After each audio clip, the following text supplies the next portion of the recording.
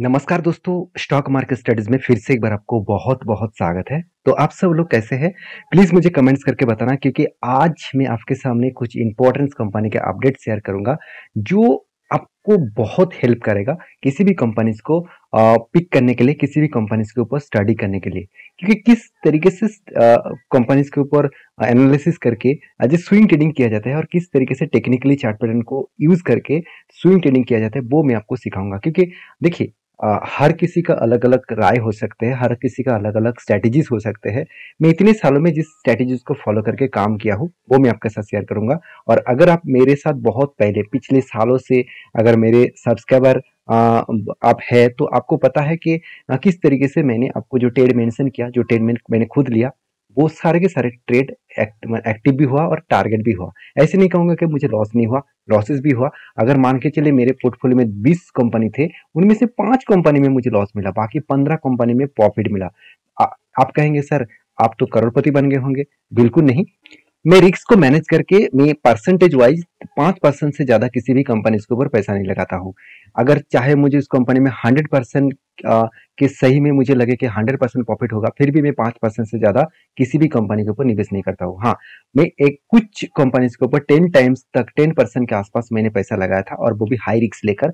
और बाकी मतलब 98% कंपनीज के ऊपर मैं 5% के ऊपर पैसा नहीं लगाता हूँ। तो मैं आपको बहुत बार ये चीज बहुत बार बोल चुका हूँ, किसी भी कंपनीज को आपको कितना भी अच्छा लगे, आपका हर कोई पैरामीटर सही लगे, फिर भी आप 5% से ज्यादा पैसा मत लगाइए। क्योंकि अगर लॉसेस होगा तो आपको 5% का ही होगा, अगर आपको गेन होगा तो वो आपको अच्छा खासा एक पैसा जरूर बना के देंगे। तो चलो देख लेते कौन सा कंपनी है इस वीडियो के अंदर। देखिए, फर्स्ट जो कंपनी के बारे में बात करूं उसका नाम है अशोक लेलैंड। देखिए, अशोक लेलैंड के ऊपर मैंने एक आपको टेक्निकली ट्रेड मेंशन किया था, जो मैंने मेरा ट्रेड भी था। वो ट्रेड ब्रेक इस तरीके से ब्रेकआउट हुआ, और यहाँ पे देखिए ब्रेकआउट होने के बाद ऊपर गया, फिर से वही लेवल का वो रिटेस्ट कर रहा है। तो फिर से एक अपॉर्चुनिटी बन रहा है। जो लोग यहाँ पे ट्रेड मिस कर चुके हैं, वो इस अपॉर्चुनिटी को फिर से यहाँ पे स्टडी कर सकते हैं। तो उसके लिए कंपनी का पैरामीटर्स देखना बहुत इंपॉर्टेंट है। क्या सही में कंपनी ऊपर जा सकते हैं, क्या सही में कंपनी नीचे आ सकते हैं, कुछ भी हो सकते हैं। तो उसके लिए आपको कंपनी का परफॉर्मेंस देखना चाहिए। तो सबसे पहले कंपनी के कुछ इंपॉर्टेंट पॉइंट मैं आपके साथ शेयर करूंगा। आप ध्यान से देखेंगे कंपनी का सेल्स कब का है। कंपनी के जो सेल्स है वो सितंबर मंथ का सेल्स है। सितंबर का डेटा यहाँ पे आ चुके हैं। तो कंपनी देखिए, टोटल जो MHCV जो गाड़ियां है उसमें 14% का कंपनी का सेल इंक्रीज हुआ। पिछले बार 10,400 के आसपास सेल हुआ था, इस बार 11,960 के यूनिट के आसपास सेल हुआ। देखिए, यहाँ पे क्वांटिटी है, यहाँ पे कोई अमाउंट्स नहीं है, इतनी क्वांटिटी का सेल किया गया है। LCV जो गाड़ियां है उसमें भी 10% का ग्रोथ हुआ, सॉरी 3% का ग्रोथ हुआ, और टोटल ओवरऑल कंपनी का 10% का आसपास ग्रोथ देखने को मिला। अभी जो कैटेगरीज वाइज में आपको आपके साथ शेयर करूं, तो आप देखेंगे तो कंपनी का M&HCV जो ट्रक्स है, इसके बारे में बात करूं तो 3%, और M&HCV जो बसेस है उसके ऊपर देखिए 79% का ग्रोथ हुआ। ऑलमोस्ट कंपनी डबल के आसपास बसेस बेची इस बार। तो बसेस ज्यादा से ज्यादा बेचने वाला कंपनी के नाम देखा जाए तो अशोक लेलैंड का ही देखने को मिलता है। और इलेक्ट्रिक बसेस बेचने वाला सबसे ज्यादा अगर किसी के नाम देखने को मिलता है वो है इलेक्ट्रा गिनटेक। तो मैं जरूर कहूंगा इस तरीके से कंपनी को जरूर स्टडी करना, इस तरीके से कंपनी को ऊपर जरूर काम करने के लिए सोचना। तो कंपनी का सेल्स बहुत शानदार दिखा, उसके साथ साथ एक गुड न्यूज भी है इस कंपनी के ऊपर। वो कुछ इस तरीके से न्यूज आपको देखने को मिला कि अशोक लेलैंड लॉन्चेस, आप देखेंगे तो इकोमेट स्टार 1950 से मॉडल नंबर है 2। आप देख सकते हैं लॉन्ग हुल कस्टमर्स जो लॉन्ग जर्नी के लिए, लॉन्ग मतलब कैरेजिंग के लिए ट्रक्स चाहते हैं, तो उसके लिए कंपनी ने यहाँ पे इकोमार्ट स्मार्ट 1950 लॉन्च कर चुके हैं। तो गाड़ी का मॉडल के बारे में बात कर रहा हूँ, तो आपको लगेगा कि सर इस तरीके से बात जानकर मुझे क्या होगा, इस तरीके से बात जान के मुझे क्या फायदा होगा। देखिए, मैं एक चीज आपको बता दूं कि कंपनी के ऊपर हम लोग निवेश नहीं कर रहे हैं, हम लोग बिजनेस के ऊपर निवेश कर रहे हैं, बिजनेस के ऊपर स्टडी करके निवेश कर रहे हैं। हम लोग उस कंपनी का एक शेयर होल्डर है, इसका मतलब हम लोग उस कंपनी का ओनर है। तो ओनर के जैसे आप जब तक ना सोचेंगे तब तक उस कंपनी से आपको कभी भी रिटर्न नहीं मिलेगा। तो इस कंपनी के बसेस के मॉडल्स के बारे में बात करूं तो कुछ इस तरीके से कैटेगरीज के बसेस आपको देखने को मिलेगा। तो मेरे कहने का, सॉरी बस नहीं, माफी चाहता हूँ, इस तरीके से आपको ट्रक्स देखने को मिलेगा जिसका इकोमार्ट स्मार्ट 1950 है। तो स्मार्ट पूरा के पूरा ये जो गाड़ी के मैं फीचर्स रिसर्च करके देखा हूँ कि टोटली स्मार्ट एंड डिजिटलाइज करके गाड़ी को मार्केट में लॉन्च किया गया। तो अभी इस कंपनी से मतलब ये सारे गाड़ियाँ मार्केट में लॉन्च किया जा रहा है, कंपनी का सेल्स भी इंक्रीज हो रहा है। तो इस हिसाब से अशोक लेलैंड के अपकमिंग टाइम्स में एक अच्छा खासा ग्रोथ होने का चांसेस है। और रही बात कंपनी की जो परफॉर्मेंस है, देखिए इसके ऊपर भी डेप्थ जितना है और देखा जाए तो टाटा मोटर्स के ऊपर भी डेप्थ सेम टू सेम है। अगर दोनों को कंपेयर करूँ तो टाटा मोटर्स का डेप्थ कम हुआ मगर अशोक लेलैंड का डेप्थ कम नहीं हुआ। टाटा मोटर्स के पास जो डेप्थ था वो आप देखेंगे तो मेरे हिसाब से टाटा मोटर्स के पास जो डेप्थ था वो 6% के आसपास था।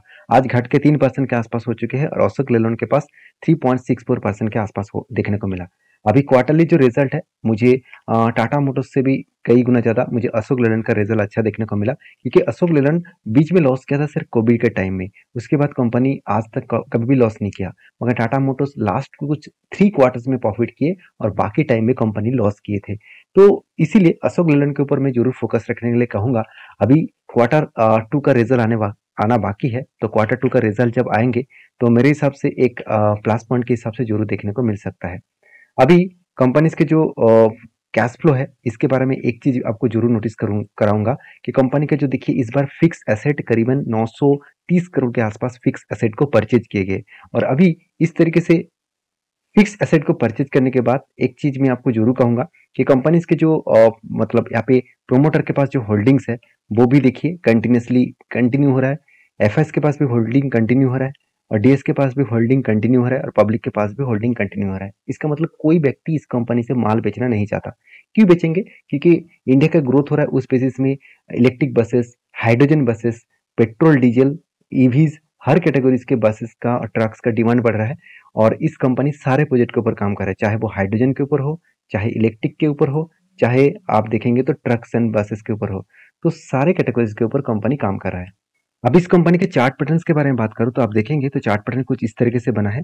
एक लंबा एक जर्नी के लिए एक चार्ट पैटर्न बना है। अब ध्यान से इस चीज को देखेंगे तो कंपनी के ऊपर एक बिग जैसा कप बना और उसके बाद एक हैंडल बना। तो cup with handle pattern complete हुए, उसके बाद ब्रेकआउट भी हुआ और इस ब्रेकआउट का कंफर्मेशन मुझे कुछ अलग लेवल का देखने को मिला, क्योंकि यहाँ पे एक बार हैंडल नहीं, उसके बीच में दो दो बार और भी हैंडल क्रिएट हुआ है। तो इसका मतलब हायर पॉसिबिलिटी है इस टारगेट को वो अचीव कर सकते हैं। देखिए यहाँ पे कोई 100% गारंटी नहीं होता।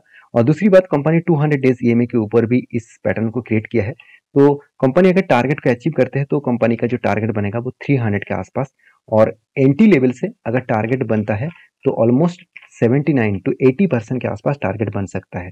तो देखिए थोड़ा सा ऊपर जाने के बाद कंपनी नीचे आया और वही लेवल को फिर से रिटेस्ट कर रहा है। तो मेरे हिसाब से इस लेवल को वो रिटेस्ट कर रहा है तो आपको एक फिर से अपॉर्चुनिटी दे रहा है। तो इसके ऊपर कंपनी के ऊपर स्टडी करके आप कुछ डिसीजन ले सकते हैं। तो ये था फर्स्ट कंपनी। सेकंड जो कंपनी जिसके बारे में डिस्कशन करूँ उसका नाम है बीएससी लिमिटेड। देखिए बीएससी लिमिटेड इंडिया के एक सबसे पुराना एक्सचेंज के बारे में बात कर रहा हूँ। तो बीएससी लिमिटेड आप सभी जानते हैं, अगर आप काम करना है, आपको कोई भी इक्विटीज मार्केट में आपको काम करना है तो आपको बीएससी और एनएससी के माध्यम से ही काम करना पड़ेगा। देखिए एनएससी में ज्यादा से ज्यादा डेरिवेटिव सेगमेंट के ऊपर काम कर सकते हैं और बीएससी के ऊपर आप 5000 से भी ज्यादा कंपनीज के ऊपर काम कर सकते हैं। तो बहुत ज्यादा कंपनीज बीएससी में लिस्टिंग देखने को मिलता है। एनएससी में कुछ देखा जाए तो परसेंटेज वाइज बहुत कम कंपनीज एनएससी में लिस्टिंग है। तो बीएससी मार्केट में है, एनएससी तो अभी तक लिस्टिंग नहीं हुआ, तो डायरेक्टली फायदा बीएससी को मिलता है। और बीएससी के बारे में एक ही बात कहूंगा कि इस कंपनी के ऊपर एज ए लॉन्ग टर्म के लिए आप जरूर सोचना, क्योंकि इस कंपनी देखा जाए तो कुछ इक्विटीज के ऊपर, करेंसीज के ऊपर, साथ ही साथ डेप्थ इंश्योरेंस सॉरी जो डेप्थ है डेट इंस्ट्रूमेंट के ऊपर, उसके साथ डेरिवेटिव्स एंड म्यूचुअल फंड्स के ऊपर भी कंपनी के ऊपर काम आप कर सकते हैं। अगर इस कंपनी के और भी डिटेल्स के बारे में बात करूं तो आरओसी आरओई तो आपको एवरेज दिखेगा, कर्जा कंपनी का जीरो दिखेगा, इनकम भी हो रहा है और प्रोमोटर के पास होल्डिंग जीरो है। अगर कंपनी के क्वार्टरली रिजल्ट के बारे में बात करूं तो सेल्स अलग लेवल में इंक्रीज हुआ। हर साल में कंपनी सेल्स को इंक्रीज करते जा रहा है, 200 करोड़ से इस बार बढ़ चुके 260 करोड़ के आसपास। एक्सपेंस को भी कंपनी मेंटेन किए, उसके बाद नेट प्रॉफिट भी कंपनी जनरेट किया। तो कंटिन्यूसली नेट प्रॉफिट को जनरेट किया, इस बार 450 करोड़ के 440 करोड़ के आसपास नेट प्रॉफिट देखने को मिला। तो यहाँ पे क्वेश्चन आएगा कि 440 करोड़ प्रॉफिट, सर इतना प्रॉफिट कहाँ से हो गया? देखिए कंपनी का जो आदर्श इनकम है ना, वहां से कंपनी को 430 करोड़ के आसपास एक्स्ट्रा पैसा मिला। तो आदर्श इनकम मतलब कंपनी का देखिए जो कुछ मतलब कुछ अलग आइटम है, एक मतलब एक्सपेक्शनल जो कुछ आइटम है, तो उस कैटेगरीज में कंपनी को 407 करोड़ के आसपास पैसा एक्स्ट्रा मिला। ऐसे नहीं कि हर टाइम मिलता रहेंगे, इस बार मिला, सेकेंड टाइम ना भी मिल सकते हैं, कुछ भी हो सकते हैं। तो मैं इस कंपनी के ऊपर बहुत लॉन्ग जर्नी के लिए मैं कंटिन्यू कर रहा हूँ, और जब इस कंपनी के ऊपर ट्रेड बना तो मैं आपके साथ शेयर भी किया। और एज ए बैलेंस शीट के हिसाब से रिजर्व बढ़ा और फिक्स एसेट भी बढ़ा, और उसके हिसाब से मुझे इस कंपनी के ऊपर एक लॉन्ग जर्नी भी दिखा। अभी इस कंपनी के चार्ट पैटर्न के बारे में बात करूँ तो मैंने आपको एक ट्रेड मेंशन किया था, कुछ इस तरीके से कप विद हैंडल पैटर्न बना था, और उसके बाद ब्रेकआउट भी हुआ और शानदार तरीके से सिर्फ 2 मंथ के 1 मंथ के अंदर अंदर कंपनी टारगेट अचीव किया। और टारगेट कोई छोटा मोटा टारगेट नहीं था, ऑलमोस्ट 54% के आसपास टारगेट था। तो बहुत सारे दोस्तों ने मुझे कमेंट्स किया, सर फिर से वो रिवर्सल करके ब्रेकआउट किया, क्या एंट्री लेना चाहिए? देखिए यहाँ पे मैं कोई एंट्री नहीं लिया, मैं एंट्री तब लूंगा थोड़ा सा ऊपर जाने के बाद अगर रिट्रेसमेंट करे। उसके बाद यहाँ पे जो रेजिस्टेंस था इस रेजिस्टेंस को कंपनी ब्रेकआउट किए, उसके बाद जब रिट्रेसमेंट करेंगे तो यही रेजिस्टेंस बन जाएगा कंपनी के लिए सप्लाई, तो सॉरी सपोर्ट जोन। तो सपोर्ट को रिटेस्ट करके अगर ब्रेकआउट करे तब मैं एंट्री लूंगा, और उसके बाद टारगेट को मैं ड्रिल करते आगे लेके जाऊंगा। तो फिलहाल के लिए मेरा कोई नया एंट्री नहीं है, तो जब एंट्री बनेगा तो मैं आपके साथ शेयर करूंगा। नेक्स्ट जो कंपनी है जिसके बारे में डिस्कशन करूँ उसका नाम है डिक्सन टेक्नोलॉजीज। देखिए डिक्सन टेक्नोलॉजीज इंडिया की एक पॉपुलर कंपनी है, जिसके बारे में बात करूँ तो इसकी जो अपकमिंग कुछ टाइम्स में हाई ग्रोथ होने का चांसेस है। अभी क्वेश्चन आएगा कि सर इस तरीके से हाई ग्रोथ होने का चांसेस आप बता रहे हैं, तो कहाँ से हाई ग्रोथ होगा? देखिए चलो मैं आपको बता देता हूँ। आप सभी जानते हैं चाइना के सबसे बड़े एक कंपनी साउमी के जो फोन्स वगैरह होते हैं, आप मुझे कमेंट्स करके बताना साउमी के कौन सा ब्रांड इंडिया में अवेलेबल है। एक ब्रांड के बारे में मैं जरूर आपको यहाँ पे मेंशन कर रहा हूँ, जिसका नाम है वीवो। तो आप उसके बाद कौन सा मतलब ब्रांड जो है वो साउमी का ही ब्रांड है, आप मुझे कमेंट्स करके बताना। तो मुझे भी पता चलेगा कि हाँ आप मार्केट के ऊपर कितना एनालिसिस करते हैं। देखिए साउमी जो सप्लायर्स है डिक्सन टेक्नोलॉजी के ऊपर, वो देखिए Dixon tech to open smartphone plan in India, मतलब पॉजेस लोकल, मतलब डिक्सन टेक्नोलॉजी के साथ एक बिग डील हुआ है। किसके साथ? साउमी के साथ, क्योंकि साउमी इंडिया में आकर ही मैन्युफैक्चरिंग करना चाहते हैं, और वो भी किस बेसिस में? कंपनी ये बता रहा है कि कंपनी जो स्मार्टफोन है उसका डिस्प्ले और स्मार्टफोन टोटली मैन्युफैक्चरिंग इंडिया में करने वाला है। तो मेरे हिसाब से डायरेक्टली फायदा किसको होगा? डिक्सन टेक्नोलॉजी के ऊपर। तो जब चाइना ने डिक्सन टेक के ऊपर बिजनेस करना बंद कर दिए थे, तो उसके बाद चाइना के साथ डिक्सन के ऊपर काम नहीं हो रहा था, तो साउमी ने खुद आकर इंडिया में बिजनेस करना स्टार्ट किया, क्योंकि वो जानते हैं क्योंकि अगर सबसे बड़ा डेवलप कंट्री जो बनने जा रहा है वो है चाइना के बाद इंडिया नाम देखने को मिलेगा। तो इंडिया में अभी से अगर बिजनेस स्टार्ट ना करे, तो अभी से अगर इसके साथ डील ना करे तो फ्यूचर में कभी नहीं कर पाएंगे, क्योंकि बाकी कंपनी वो जगह रिकवरी कर लेंगे। तो इसीलिए शायद मुझे लगता है इस कंपनी का ग्रोथ होने का चांसेस बहुत ज़्यादा है, क्योंकि Dixon will invest more than 4 billion rupees. इसका मतलब होते हैं 48.2 मिलियन डॉलर। तो 4 बिलियन रुपीज, तो सोचिए कितना बड़ा एक इन्वेस्टमेंट डिक्सन टेक्नोलॉजी के माध्यम से इन्वेस्ट किया जा रहा है। तो मैं जरूर डिक्सन के ऊपर कंटिन्यू जरूर करूंगा, क्योंकि इसके लॉन्ग टर्म विजन बहुत क्लियर हो चुके हैं। हाँ, आप बोल सकते हैं कंपनी का वैल्यूएशन बहुत हाई है, जिसके चलते कंपनी को बस संभल के काम करना चाहिए। आरओसी आरओई तो ठीक है, इनकम भी अच्छा खासा है, और कर्जा भी ना के बराबर है। और इस कंपनी के ऊपर एज ए इन्वेस्टर, प्रोमोटर से लेकर एफएसडीएस पब्लिक हर किसी के पास इन्वेस्टमेंट दिखेगा। आपको इस कंपनी के हर किसी के पास इन्वेस्टमेंट दिखेगा। और क्वार्टरली जो रिजल्ट है यहाँ पे देखेंगे तो कंपनी का सेल्स लगातार बढ़ते चले गए, और एक्सपेंस को कंट्रोल करने के बाद कंपनी का प्रॉफिट भी लगातार बढ़ते चले गए। अभी एक चीज आपको और भी मेंशन करूँ तो कंपनी के ऊपर एक टेक्निकली चार्ट पैटर्न बना था, एक शोल्डर बना, और उसके बाद देखिए फिर से एक हेड बना, उसके बाद एक शोल्डर बना। तो अगर देखा जाए तो पहले भी 2 शोल्डर क्रिएट हुआ था, और यहाँ पे 3 टाइम्स शोल्डर क्रिएट हुआ। तो इस शोल्डर को मैं अगर कैंसिल भी कर दूं तो फिर से यहाँ पे फ्रेश शोल्डर बना, उसके बाद हेड बना, उसके बाद शोल्डर बना, उसके बाद ब्रेकआउट हुए। तो ब्रेकआउट के बाद देखिए कंपनी धीरे धीरे करके आगे बढ़ रहा है, और मेरा जो टारगेट रहेगा 6800 के आसपास, वो टारगेट लेकर मैं चल रहा हूँ। आपकी क्या राय है जरूर कमेंट्स करना। अगर यहाँ से टारगेट बनता है इस लेवल तक, तो 45% के आसपास टारगेट मुझे मिलेगा। तो आपकी क्या राय है इस कंपनी के ऊपर जरूर कमेंट्स करके मुझे शेयर करना।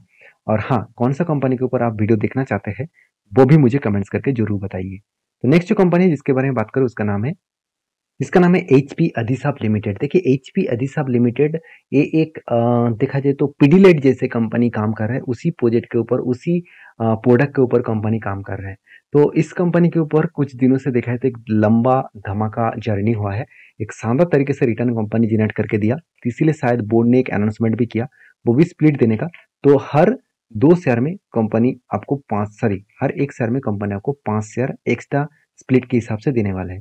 तो अगर आपको इस वीडियो में कुछ इन्फॉर्मेशन अच्छा मिले तो प्लीज़ वीडियो को लाइक करना, दोस्तों के साथ शेयर भी करना और चैनल को सब्सक्राइब भी करना। और इस वीडियो टोटली एजुकेशन पर्पस में है, मेरा खुद का ओपिनियन है, आपका अगर अलग ओपिनियन है तो अलग तरीके से काम करिए, आपके खुद के रिसर्च के ऊपर ज़रूर काम करिए और मैं रिक्वेस्ट करूँगा इस वीडियो को एजुकेशन पर्पस में ही लेना। तो मिलते हैं नेक्स्ट वीडियो में, तब तक के लिए अच्छे से रहिए, अपना ख्याल रखिए। धन्यवाद।